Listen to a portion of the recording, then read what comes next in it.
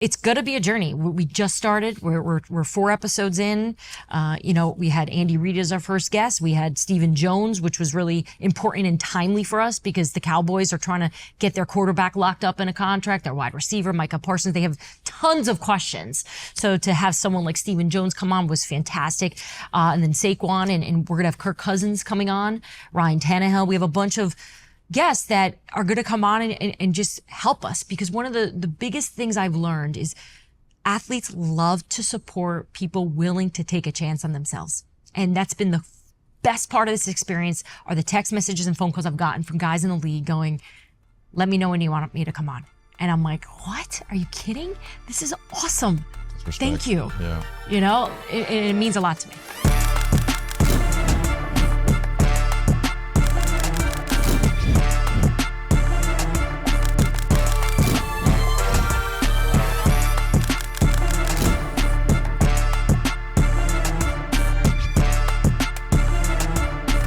Yeah, we all got the same color palette on right now. I didn't get the memo. I think this is cool. Yeah, and we're coming into your world now. So you did get famous back in the day because of that catch, the Rex Oh my gosh, with the Jets camp, and that was tough conditions. But you've been reporting at such a high level for a long time, and this new wave, this new transition in media, a lot of players are now getting into media, and it used to be a kind of a forbidden thing for players to really put themselves out there in the media spotlight like that.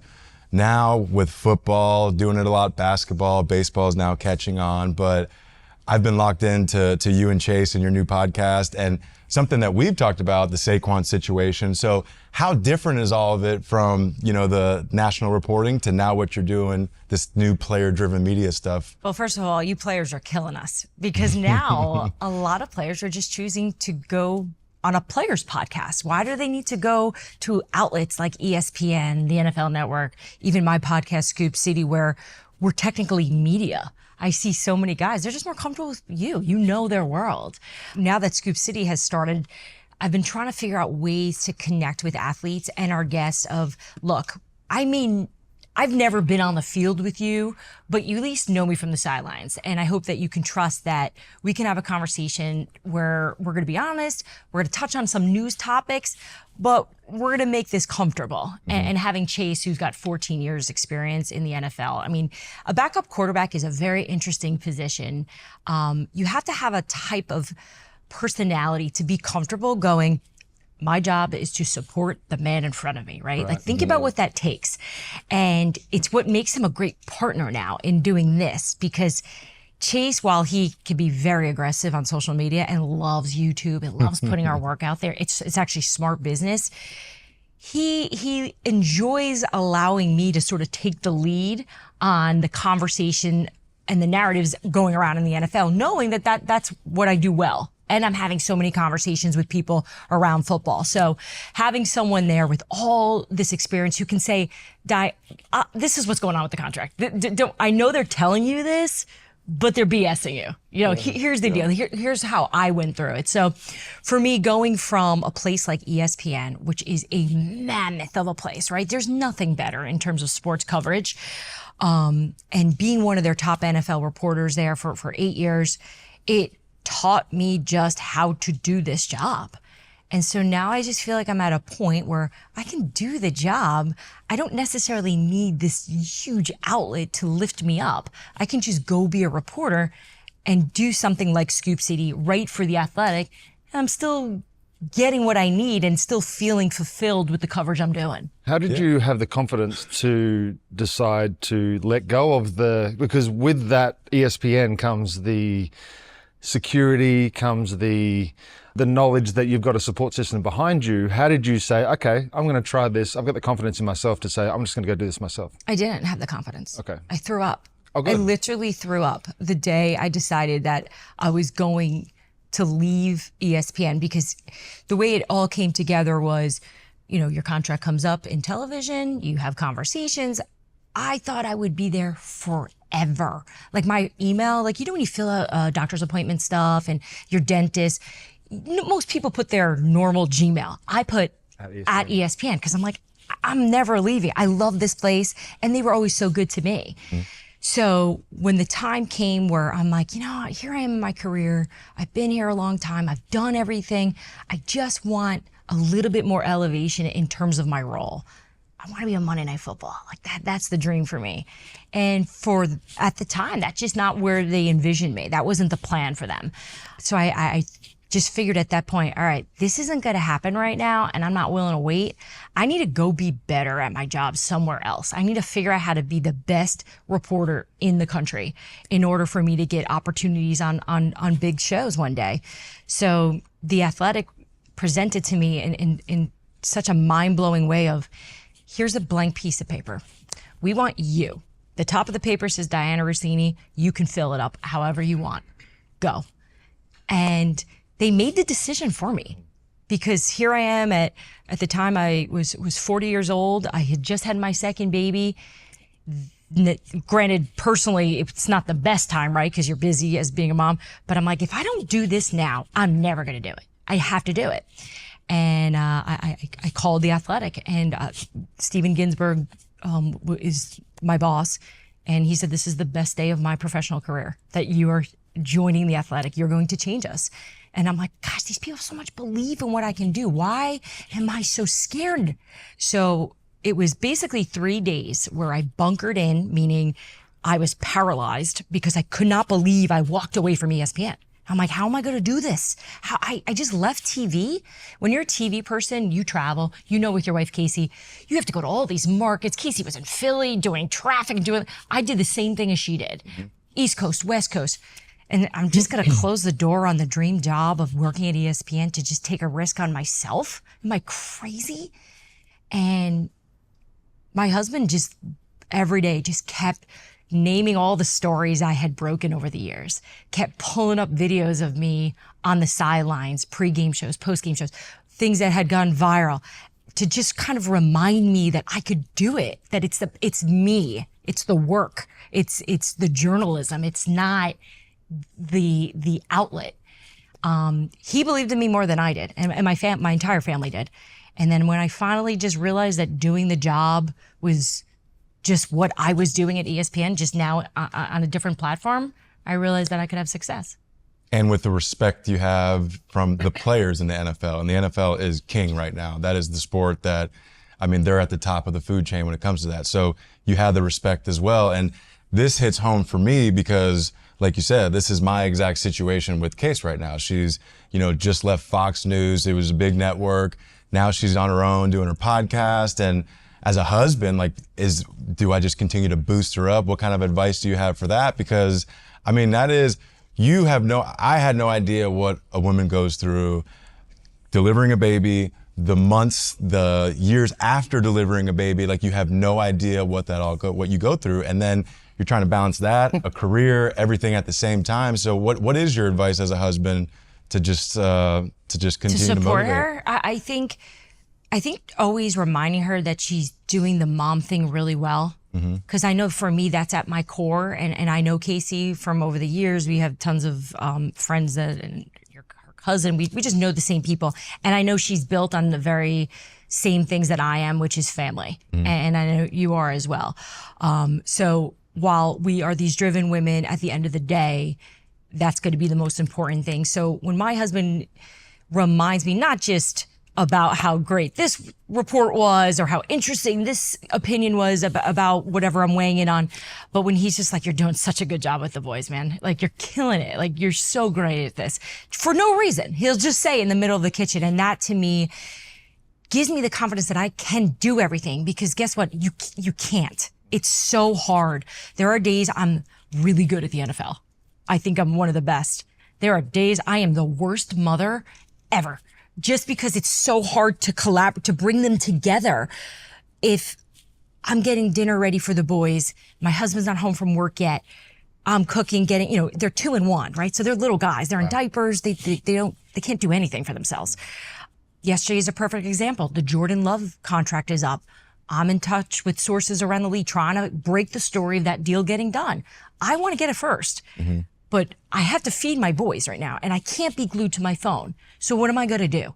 So it's this constant sort of struggle, tug of war in my mind of, I have to be a mom, I have to be there for them.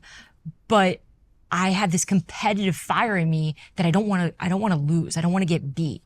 But the overall support system that my family has given me has allowed me to take these chances, these risks, and talk about stuff like this, because I know they have my back.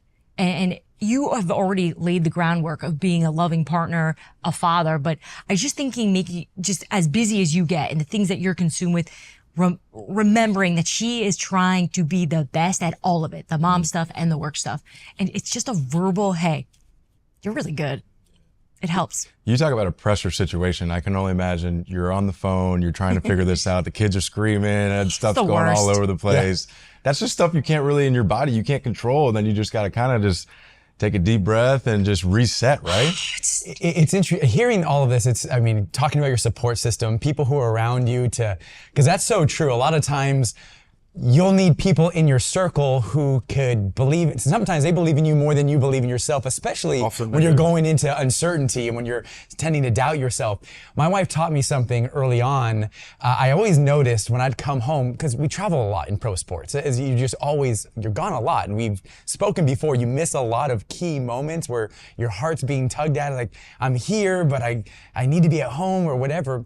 I'd walk into the house when they're much younger and they'd just be all excited. And I'd talk to my wife. I'm just like, what goes on behind the scenes? And she goes, I gas you up when you're not home. When you're home, I let them know that they might be sad Daddy's not here, but look at this. Daddy's providing for us and Daddy's doing this and Daddy's doing that. And she goes, please do the same for me. When you're with them, gas mommy up. And I'm like, oh my goodness, it's really neat when you know your significant other is gassing you up to your kids behind your back. And I just think that's so powerful. It sounds like very similar situation. That's just really cool to hear. I think it's been really helpful too. My husband understands the landscape of the NFL because he's just a really big sports fan.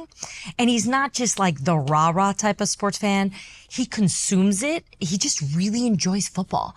So I don't have to explain to him the trade deadline and why it's important that I'm reaching out to this agent or, why I have to get a sit-down interview with Saquon Barkley during Hard Knocks, making him the centerpiece of the series. He doesn't even ask a follow. He gets it. In fact, one of his best talents has been just, if I were you, I would ask Saquon if he really thinks he's the missing piece. And I'm like, gosh, I never even approached it that way. Thank you. So just being able to have that conversation in our home has made me a better journalist. And I never considered that when I was dating, people before him of like, what's important in this? The quality of a guy that knows football. I didn't care. What kind of perspective can you give me? Correct. He is my secret weapon. And obviously the support side to it and him just, when I'm on that phone call or I'm in the middle, I'm writing a column under deadline and the kids are screaming. He's so good at just picking them up and putting them in the other room, not going, come on, Dot. He doesn't give me a hard time about it because he just gets for right now. And we say this a lot in our house. This is just a phase. We're in this phase where we are in it with these boys and I'm trying to push this as hard and as far as I can go. And there will be an end. We're going to turn the page soon at some point. But for now, let's just go all in and be hard on this together. That's really cool perspective. I actually have a question. You said something I was always interested in this, and from the professional side, you talked about breaking a story, like being the first to break a huge story. And there are moments where I'm on X or Twitter. I'm trying to find, okay, I need more details of this situation. What is it like behind the scenes? The mechanics of being the first to break a story. What goes into that? Adrenaline. Yeah. How do you do that? It's intense, and most people that do it are adrenaline junkies. Yeah. And it takes a certain type of nerve. You have to have a characteristic in you, a personality trait where you like to kind of stick your neck out there and take a chance. Because sometimes the information you're getting is wrong. It could happen. Granted, most people at this level that are doing this, the Jeff Passons of the world, the Adrian Wojnarowskis, the Adam Schefters, they've built up such a core group of sources in the league. They're not getting information wrong. You can't get it wrong. Otherwise you can't do the job. But there comes a level of not just patience, but relationship maintenance that goes into it. That's really my time suck. It's not tweeting the news. It's not getting the story. It's being in touch with people all year round when I don't need them, and building this friendship, these relationships, so people can go, all right, when I get my client done, this July, I really like the way, Russini carries herself. Or I really like the fact that she was able to get me some information from the Jets. She shared with me that the Patriots weren't going to go this high. And then, okay, cool. She's the one. So there's a lot of that going on behind the scenes. But the actual process of breaking news, once you have your people that are like they're key guys, that they're like, they're right, they know, and they're sharing with you, it's the best feeling in the world. Outside being a mom, I love breaking news.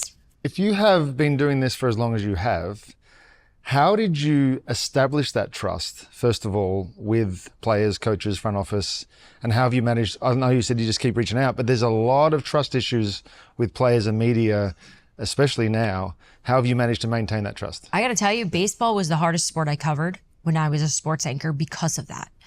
I find baseball players to be very guarded with the media compared to the NFL. We're taught that in spring training. That's exactly what we're you're told that in no spring training. distractions. So are the NFL guys. Right. So are the NFL guys. But there's something about the clubhouse. I don't know what it is. So I covered the Nationals. The only player that to this day I admire and I love is Bryce Harper, because he's the only player who understood what I was doing, and I wasn't trying to hurt him. I was just trying to tell a better story. I was trying to get more access because he was such a big star in Washington at the time. And if you think about it, if you recall the way Bryce was early on, he was anti-media. He hated the media. He had all those great quotes about him. Clown question, bro. Yeah, clown question, bro, right? And he had the most attention of any player I've ever been around in all the sports I've covered. But he had a very incredible quality to filter people. And I think he appreciated, and he and I have had conversations about this before, I think he appreciated my hustle. He saw that I was trying. I was trying in that clubhouse to get to know the Nationals better. And years later, as I see him have so much success and grown so much as a player, he's hands down my favorite athlete in sports, all the sports. I saw him last year at the Super Bowl, and I told him that too. He's like, he goes, look at us. We've grown up, huh? I'm like, look at us. Because I was a clueless moron, We just saw him out in Texas last week at the All-Star game. Oh, nice, yeah. And he actually said, hey, I'm coming on that podcast. So Bryce, if he doesn't, Diana's coming after you. Yeah. Oh, I'm trying to get him too. What do you guys say about what Diana just said? Like, why baseball? I was just going to say, how long were you there for? How long were you? Yeah. So I covered baseball, I'd say, I've covered baseball for like 6 years, we'll say. With the Total. Nationals? With the Nationals, 3 years. Okay, so that was my question. I feel like now we're at a stage where the sideline reporter, there used to be a relationship developed over years, and teams wouldn't change as much as they do now either. So there's a lot of change going on with rosters, and there's a lot of change going on with reporters, and you just don't get the same level of stories because there's just not that relationship there. There's not that friendship there. There's not that, I'm going to go to you and say, hey man, like I'm dealing with this or I'm feeling this. And then you can take that and run with it, or you can dive in more.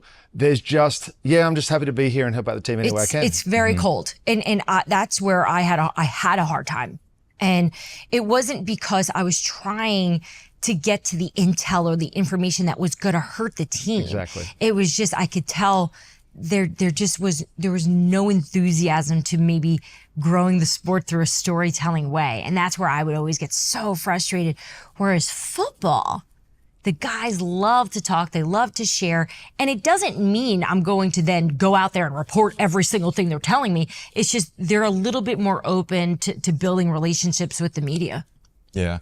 I would imagine if you're covering a team every day, it's easier to get that trust. Having a national job may be a little harder. But I would say in baseball, I would say that a lot of the front offices now, it's a lot younger. So I would, as an older player, I would question at times the professionalism of stuff. And I think that certain front office members have a tight relationship with certain media members, and you get to know that stuff as an older player, and that gets you a little guarded.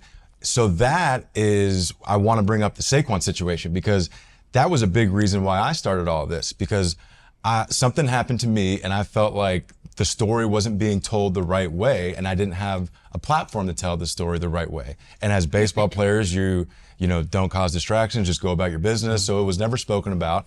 And then Saquon's situation was happening. The whole negotiation with the contract and everything you read in New York media is Saquon's basically holding out. Like, he's holding out. I don't know if he wants to be a Giant.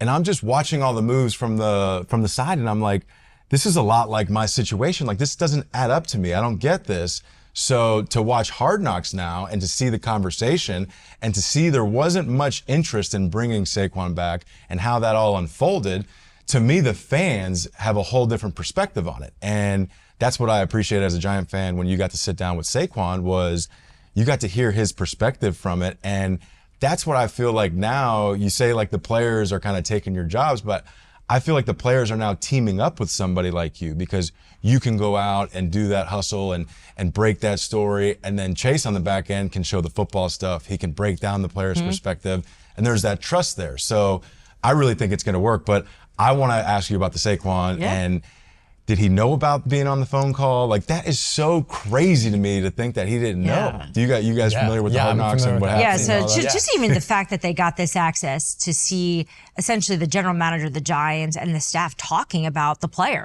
and if they valued him or not, right? You guys never get to hear those conversations. Your agents share with you, but they still screen you from what the truth is. So we saw a lot of the truth, and the Giants had to sign off on it for it to air, and so did Saquon in his camp. So everyone was comfortable with this happening. So, credit for everyone being comfortable in their own skin for a little bit of the ugly being seen here. I met Saquon 7 years ago at his pro day at Penn State. I don't cover college football. I just do NFL. So I had to go out to the pro day, and he was a superstar at Penn State, a god on that campus. And I just love the way he carried himself. He just had a great energy about him. And I went up talking with him a little bit, and then years later, I'm covering him in New York, and he's just a pro, just a good dude. And I always stayed in touch with him, and there were some things that he had shared with me over the years that I never reported, and he knew that. And it was unspoken. It was just good people. Like, that's just how you build.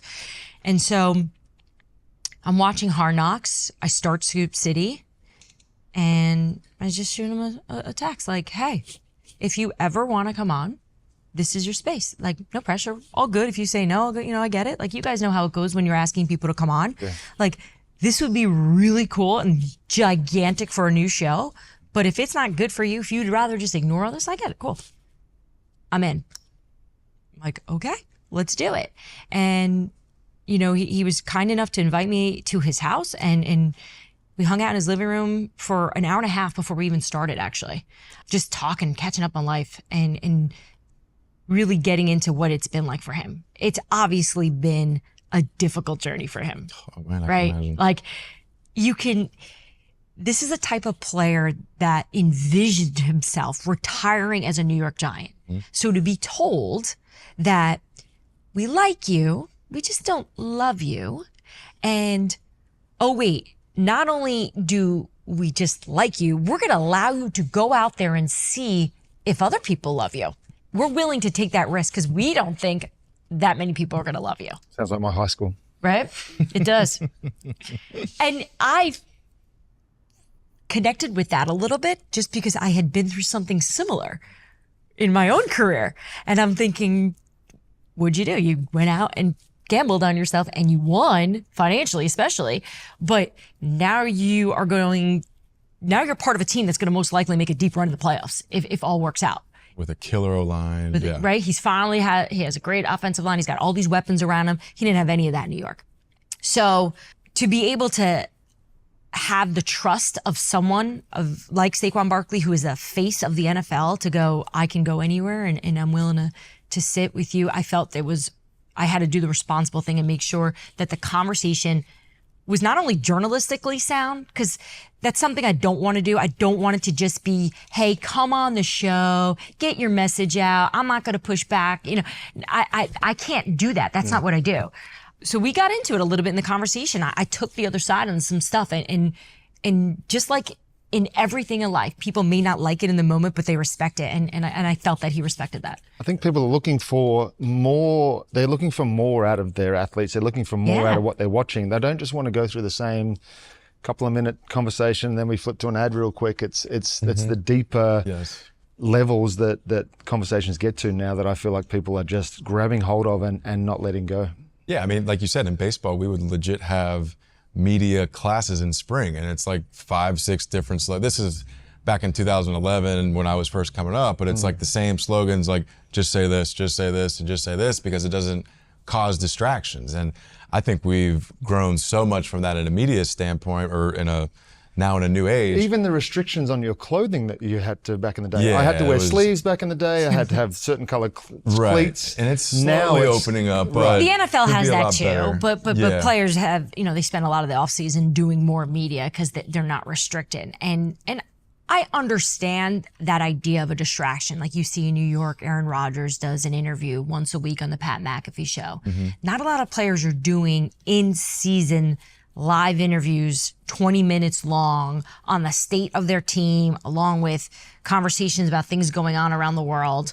And he's really changed that. And I know there are more players around the league that are going to be open to doing it. But what comes with that is the Jets are now the headline all the time because of it. And if you're not winning, it becomes difficult to manage internally. It's, well, he said this about that one, he said this about, and I think that's where a lot of general managers and head coaches, even some owners I know, they can be a little cagey about it. They don't want the players participating in it because they want it to always just be about football. Yeah. How can we put ourselves in a position to win? I think initially the restrictions came from a good place. It was more to protect the player. Hey, you don't want to show off every time you get an out, because eventually someone's going to hit a 3-run homer and you're going to look like a complete fool. So I think a lot of it was based on a good value system, but I think now there's the freedom that we needed.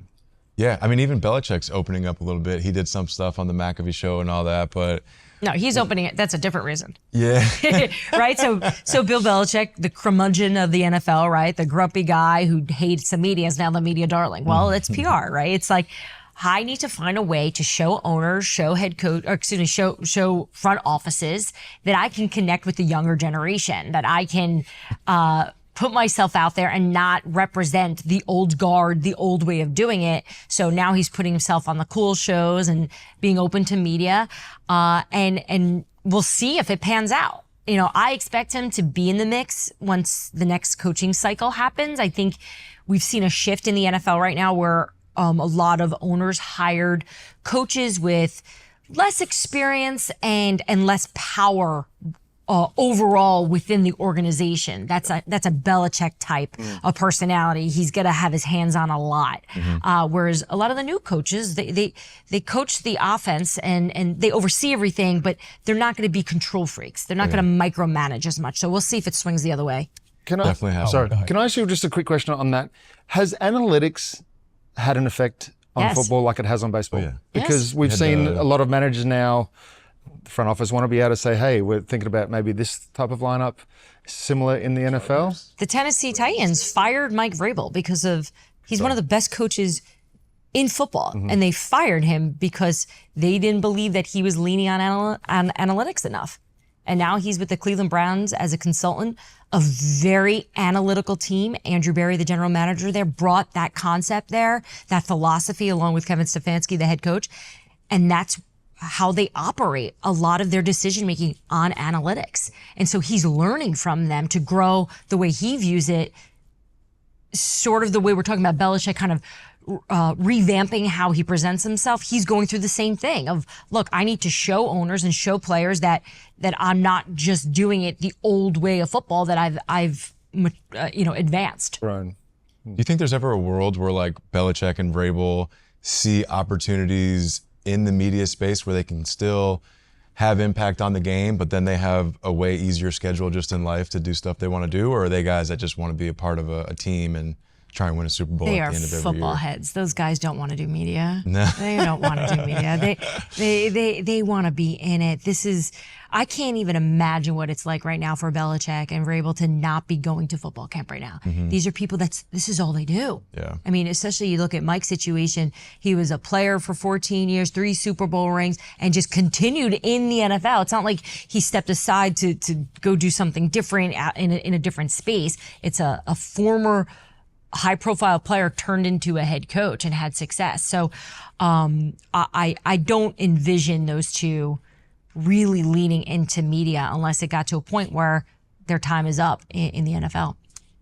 I'm really interested in, as you're talking, you said something interesting about your relationship with Saquon. Well, where a player or a person will share information with you, and you know that if this gets out, you could share it if you wanted. The person trusts you. That could be a great story. It might be information that the fans want to know, that front offices want to know, but you decide, I'm going to hold it for his sake. How do you go through that decision-making process on what to share versus what not to share? It's hard.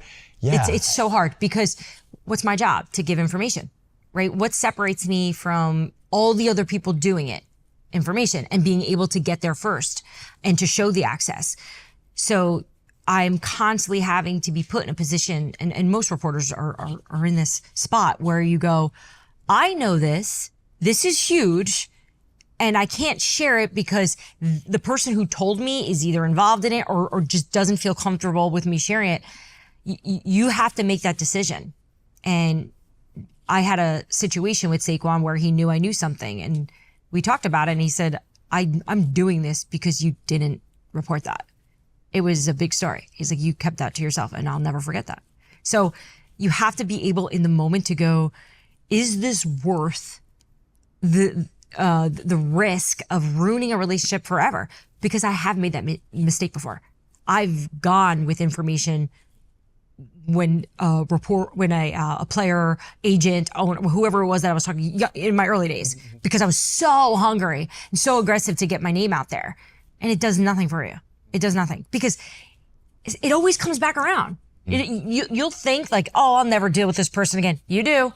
Yeah. You do. So so much of what I do is making sure I build trust, and that's all it is. Yeah, came back with Saquon. Kind of in addition to that, there are certain times where there's like, I'm dumbing this down, I'm oversimplifying it, but different types of, so there's information, I assume, and correct me if I'm wrong, there's information you have that will decrease uncertainty to us as a fans. You're giving us new information.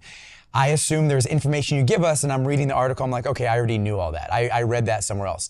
And then there's misinformation, where you might share something, and us as the receivers of this information, we think this is right, and then it turns out this is actually wrong. But we're sharing it. It just. How do you account for potential misinformation that you put out there? It's such a great question. It is probably the most stressful part of the job because credibility is all I have. That is all I have at this point in my life. So any time that gets chipped at by an aggregator, by another reporter just misunderstanding what I reported.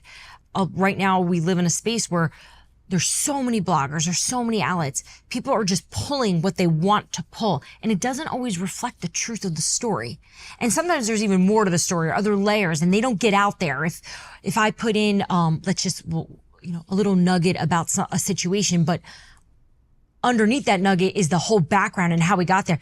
So many people won't add that part. No. So it doesn't make any sense. It doesn't line up. So it feels completely wrong, and it appears to be wrong. So I try my best to almost have to train my brain to think, how will this get aggregated?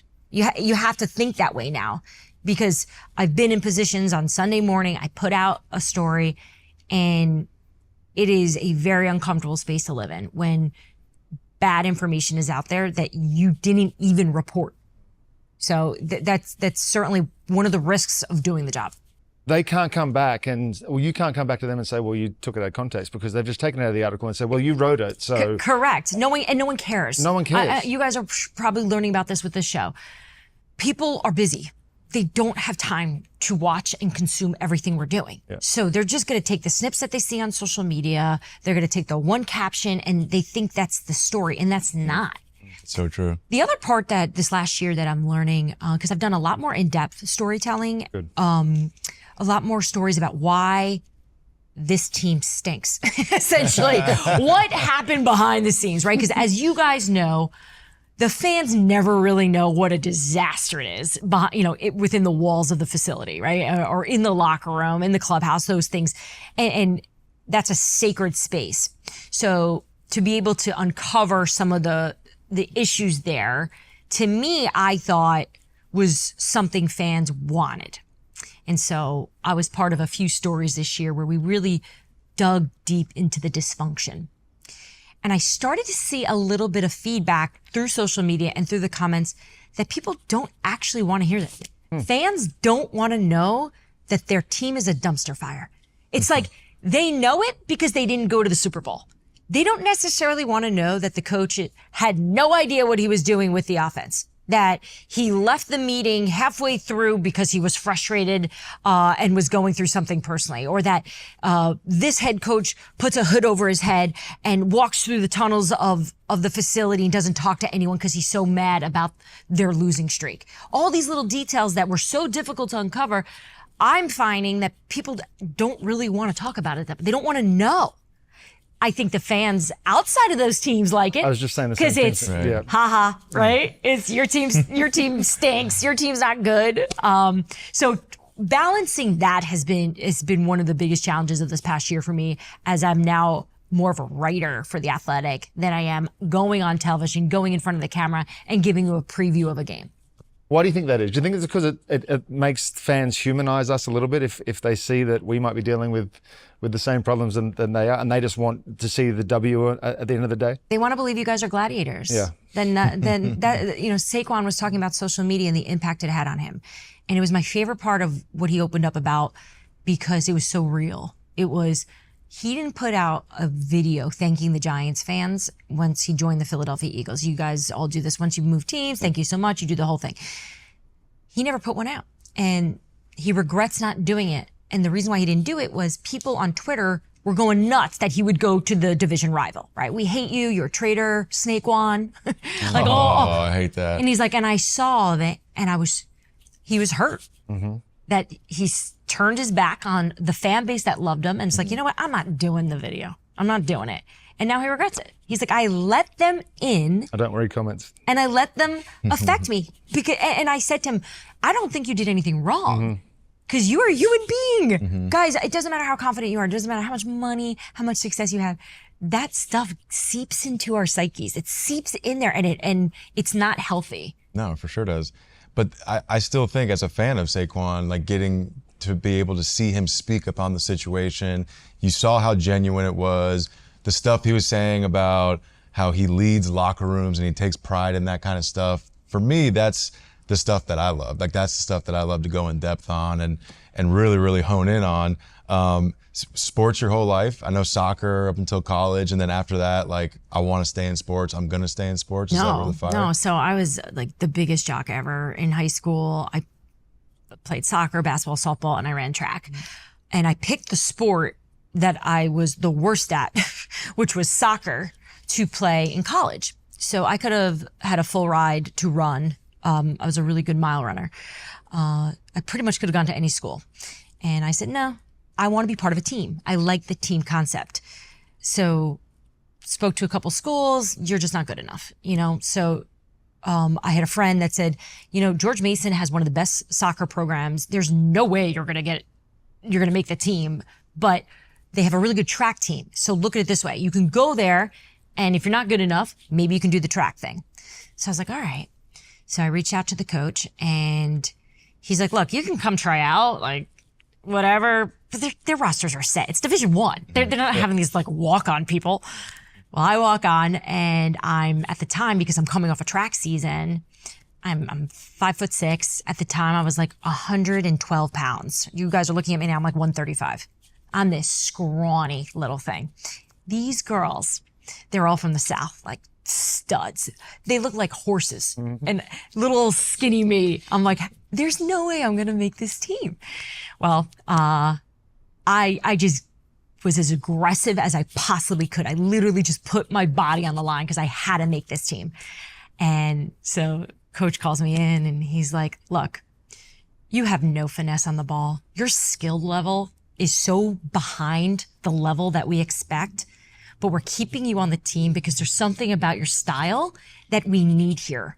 And later on in life, when we talked about it, he said the girls were built with almost beauty in their game.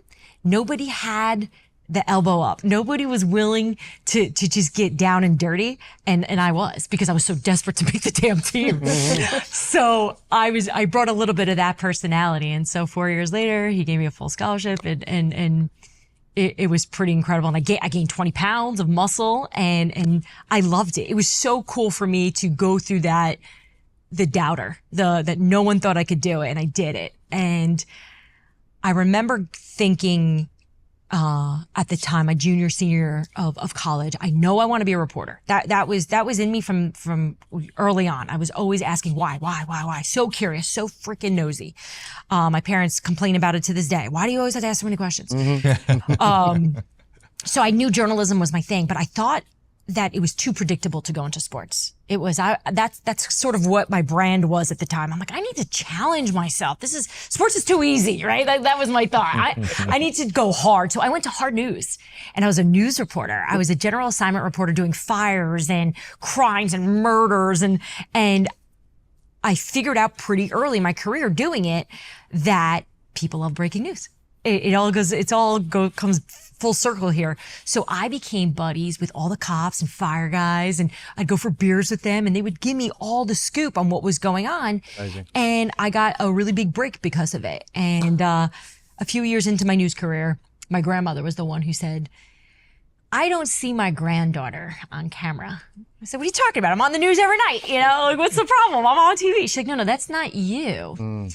And it was such a deep observation, but she was right. I was trying to be something I really wasn't. Playing a character. Correct. I thought I was April O'Neil, like running out there.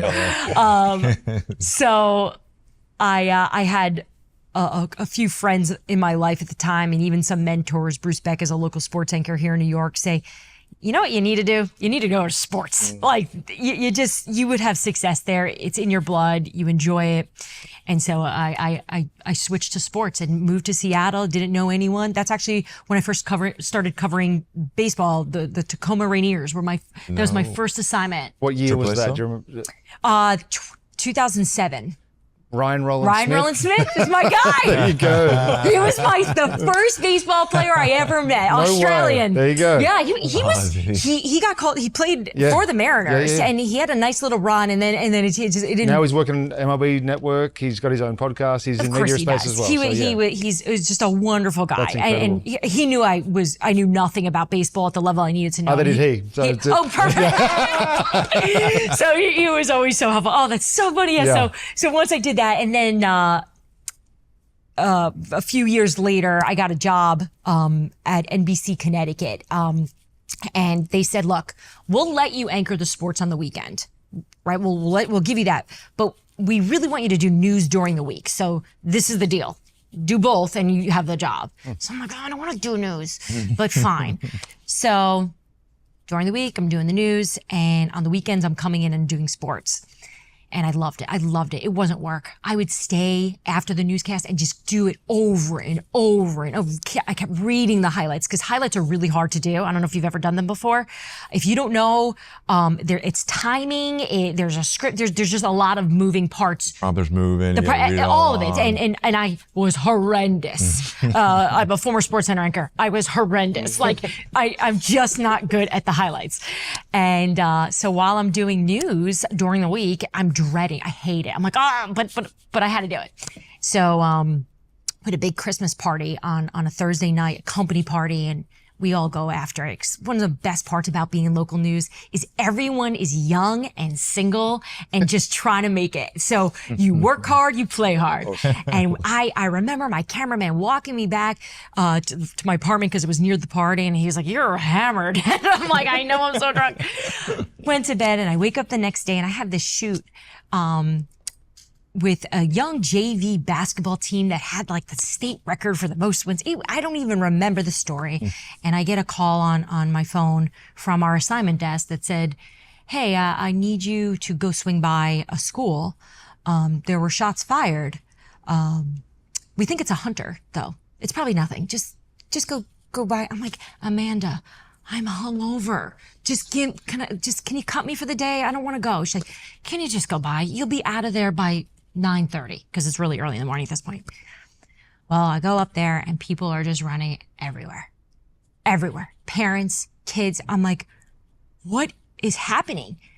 And I see a police officer on the curb and he's in tears. And I'm like, "Sir, what's wrong? What is wrong?" And he just said, the babies. And I'm like, what are you talking about? And I walked up and I saw another police officer who was able to speak, and he said there was a school shooter at Sandy Hook Elementary School. And they called me and they said, "We're putting a camera on you. You have to go. You have to report right now." And I just remember thinking, I don't even know what to say right now. I don't have any information. I just have people screaming. So my cameraman, who's amazing, let's just get people. Let's just grab people. And we just grab parents. And at the time, we did not know how bad it was. And I found one of the higher up police officers. And I said, "You got to tell me what I'm on the Today Show. Like, I'm on big shows right now. I'm everywhere. You need to tell me what's happening."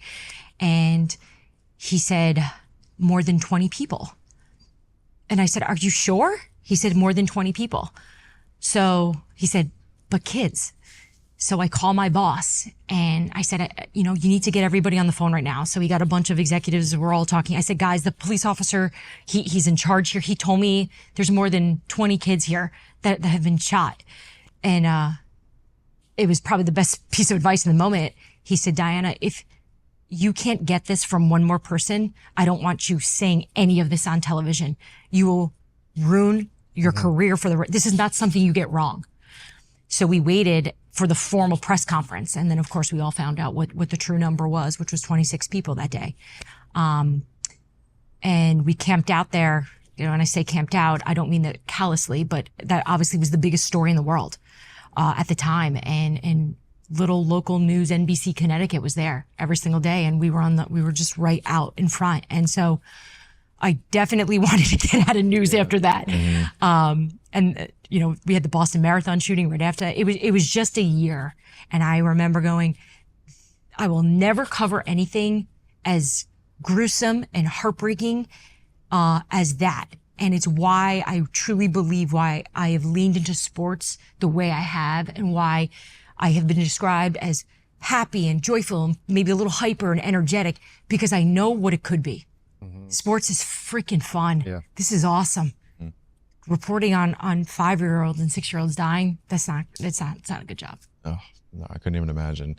And even, at times, nowhere near as tragic as that, but in football, people don't understand, you have relationships with the families. So when there's a serious injury, when, the DeMar Hamlin situation happens, these people don't understand, like, you guys grow and media and players and families of players end up having relationships. So it goes, so much further than that. And I don't think people truly understand all that stuff. But to kind of transition now into what you and Chase have going on. So you said with The Athletic, you're doing more writing, you did the Saquon stuff. I've seen him, which is really cool. Like when training camp or OTA started, he kind of showed everybody the playbook and kind of what they're learning and all that stuff. So what exactly are you guys honing in on? Or are you guys just kind of going to get started and then get some feedback and understand what you're going to hone in on? Well, as you guys know, it's such a saturated place, right? Everyone has a podcast and there's tons of football podcasts. And so when we were building this, my thought was, all right, we have to figure out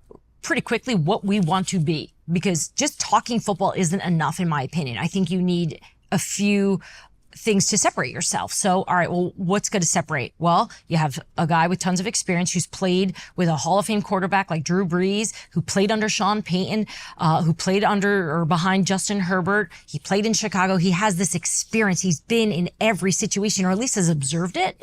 And then somebody that is in the mix of storytelling and breaking news 24/7. Let's just combine it. It's actually not a wild invention. We see it on TV all the time, right? You have the analyst, the insider, the analyst, the insider. So let's just bring that to a podcast.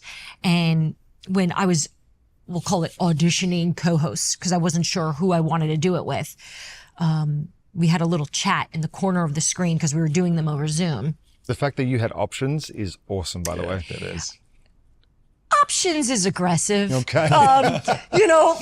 Because it is really hard to find a former player that has the polish and poise and work ethic, because that's the part of this that I think a lot of players that want to get into sports media don't know, is it takes work, and a lot of work in managing people, being on call all the time. I mean, I don't even want to look at my phone. I'm sure Chase has FaceTimed me 6 times already because we've built this relationship now that we know we have to be all in. We all in on this project for this to have success. So, it's going to be a journey. We just started. We're 4 episodes in.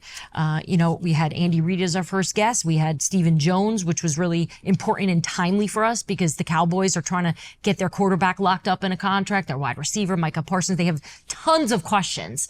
So to have someone like Stephen Jones come on was fantastic.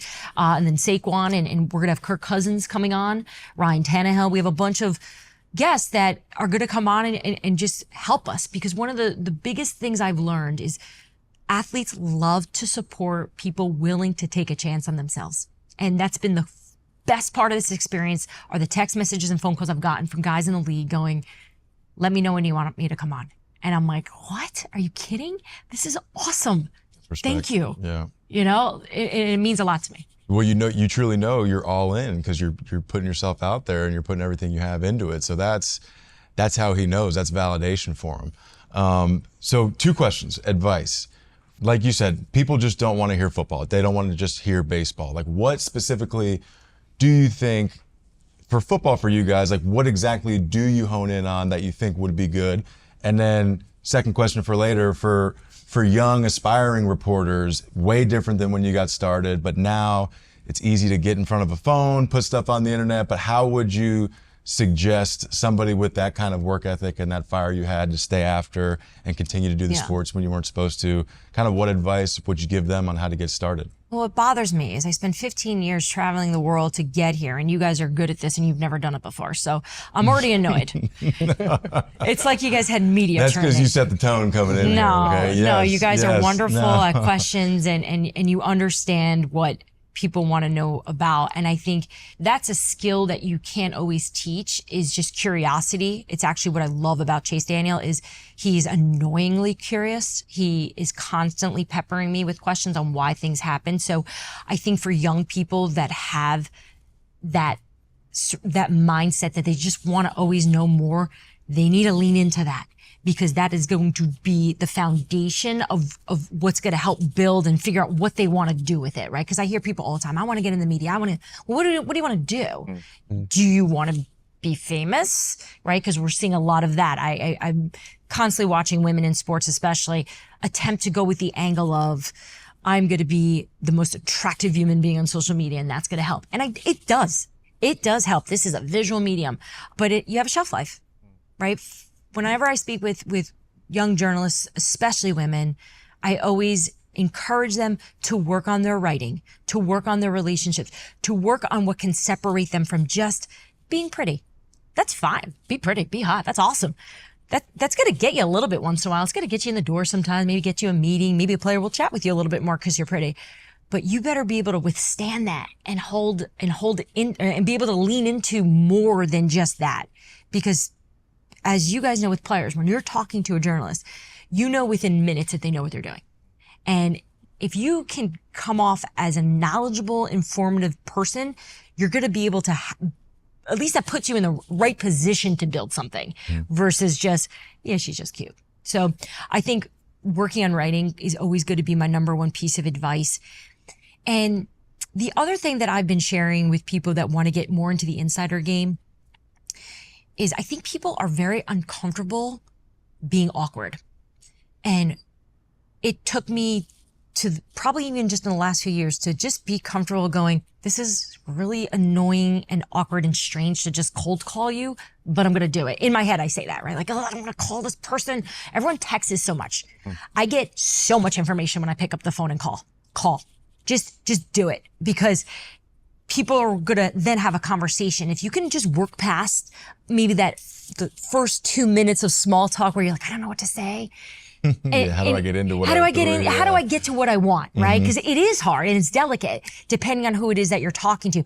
I would say try to find the guts to put yourself out there a little bit, because I've been surprised with how open and receptive people have been in the league when I take those chances. Bill Parcells, great example. I cold called Bill Parcells. The big tuna. What is wrong with me? I did it though, because I looked at it as, what's the worst that can happen? He hangs up on me. Guess what Bill did? He pretty much hung up on me. And he wound up calling someone I knew who knew me and was like, this Dianna Russini girl's calling me. What does she want from me? I don't want to do her shows. I don't want to talk to her. This was when I was at ESPN. And my former boss, who he had called, was like, look, she's just an aggressive reporter. She just wants to get better at the game. Oh, by the way, she's a Jersey girl. And he goes, why didn't you tell me? And now Bill Parcells is one of the greatest men in my life, you know? So you never know. You gotta take the chance. I have one more question at the back of that. I also have one more question, but go ahead. How did you, at an age where most people are looking for comfortable and easy in college, you were like, no, I'm going to challenge myself and go with my weakness as opposed to my strength? Why did I do that? Yeah, what drove you to do that as opposed to most guys at that, well, men and women at that age are looking to go to parties and do the easy thing, whereas you're like, no, I could run track, but I'm going to try soccer. Yeah. What was in that decision? I do believe that the team element was the most important thing for me. So I knew that was the base of what I wanted my future to be. But there's something in me that I like to prove people wrong. And I still am that. I can still be that way. And I don't necessarily know if it's a strength. Because it's exhausting to be on this journey of proving. I don't want to always have to prove. I want to, sometimes being still, there's beauty in that. But at the time I was younger, I had nothing to lose. Why not? Like, let me just see if I can do it. And the confidence that sports in general, and obviously being able to achieve, a little success on the college, the Division I level, to be part of George Mason's soccer team, helped me believe in myself for later in life when I do doubt myself, because I always just think I was like the scrawniest girl with no skills and I made that damn team and I was part of it and I got a scholarship. If I can do that, I can keep up with the men doing this sport right now because I know I'm going to outwork them. I'll figure it out. So that really laid the groundwork for me of, I think, finding myself as I grew into becoming a senior insider at The Athletic. The feel, like you saying, getting on the phone, hey, how you doing? How's the family? Okay, I don't want to waste your time, to calling the locker room sacred space.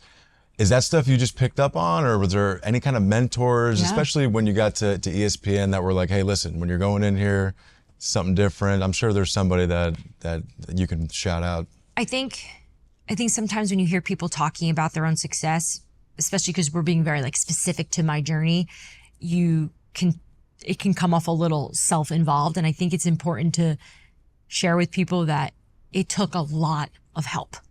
I had so much help along the way, whether that means executives in television, producers, whether that means athletes in locker rooms like a D'Angelo Hall, a Trent Williams, who when I was in Washington and knew nothing about football, helped me understand it. Kirk Cousins, who would take time and explain why they were making these decisions that they were doing on offense back then. All these little examples I had of people along the way that I've grown in the league with are the reason why I can sit here and comfortably talk sports with athletes, because I've had them be open to me and helping me in a way. And I think it's difficult for those that are trying to get there. it's daunting to go, because everyone has their own journey. I don't have a blueprint. Like I can't give it to somebody and say, this is how you become this in the NFL. Listen to my story. I went all these different ways, but I'm very open with, it took people helping me and giving me the answers to things and explaining it. I do it to this day. I called the general manager yesterday who I don't even know that well, and asked him about a different situation in football, and he educated me. But I took a risk, right? Because I was a little vulnerable that I didn't know this part of the game that I should probably know at this level. But I don't care, because in my mind, it gets sorted out, and nobody is being that critical at this point, in my opinion. Mm-hmm. Well, I'm a huge fantasy football guy, so I'm going to be needing some inside information from you. All right, text me. If it wasn't Wednesday at 10 in the morning, I would love to have beers and talk football all day, but thank you so much.